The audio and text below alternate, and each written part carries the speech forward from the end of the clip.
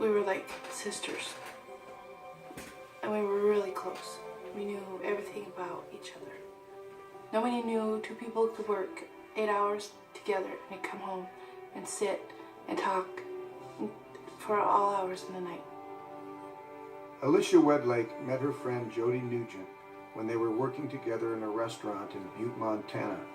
As close as they were, their sons were even closer. Alicia's son, Kobe, was 3 years old. Jody's son, Sean, was 2. They did everything together. If one wasn't getting in trouble, the other one was. And every time one got in trouble, the other one was right there with them. They were inseparable. You know, as long as we were together, they were together. They were just great together. They were like just two little peas in a pod, I suppose you could say. These kids were like brothers. They played together. They did everything together. They were just like best pals. Tad was Alicia's boyfriend at the time. He often looked after the boys at the Nugent's house. Pat and Jody had just left, and I was feeding Cameron, which is the little one. He was about 18 months old. And the boys were sliding up and down the stairs. And they were supposed to stay out of Mom and Dad's room. That was a #1 rule. On April 12th, the boys ignored those warnings and snuck into the Nugent's bedroom. They found a handgun underneath the bed. They found another one in the dresser. They both had picked one up, and it was just a matter of which one went off first. Because they both had loaded guns. Sean's gun had a safety on it, but Kobe's didn't. When the gun went off, I almost thought it was a backfire from a card.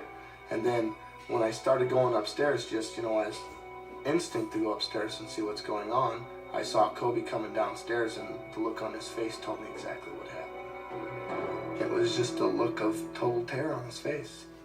3-year-old Kobe had just shot his 2-year-old best friend.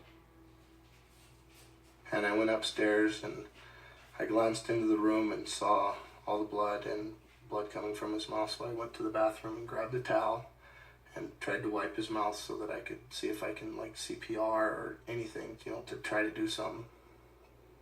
I picked up his head, and that's all it took. I knew that there was nothing to be done. He called me and he says, "You gotta get home." And I said, "What's wrong?" And he wouldn't tell me, And I said, finally, "Tad, tell me what's the matter." And he says, "Shawnee just got shot." And I go, "What?" I go, "How?" And all I did is I just stood there and I dropped the phone, I remember. And I didn't know what to do. I was confused. So I ran in the back and I told my manager, I said, "I gotta get home." And he kept saying, "Why? What's the matter?" And I says, "Because Jody's son just got shot." All of a sudden, you could hear just all this confusion. And Pat goes, "Sean's been shot, we gotta go." I remember driving and just trying to get him to calm down and slow down because we were passing all these cars. We beat the ambulance to the hospital. And how we made it there alive or anything else is just beyond me. I remember he was just going to drop me off. And all of a sudden we looked over and here comes 4 cop cars on the ambulance. And so we just parked. By the time we got down there, they're bringing him off of out of the ambulance. And I thought he just got shot in the shoulder or something because I could see the blood on his shoulder. It's just obvious he got shot in the head, and anything I have around here would pretty much took any hope I did have if it'd be all right. He was brain dead because he had gotten shot in the eye and it went out the back of his head. And then we knew he was gone. And they still had to work on him. They had to do whatever's legal to work on him. And it was really hard because nothing like this ever happened to us, I've never lost anybody in my family except if they were old, 18 or 19 years old. And all of a sudden we're facing that our little boy is dying.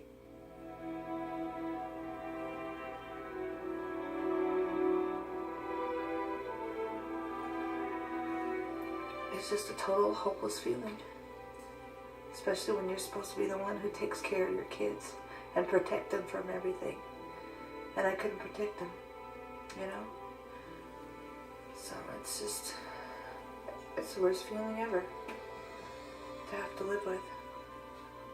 There's not a day that goes by that I don't think of you. You know, I always wonder, what would he have looked like?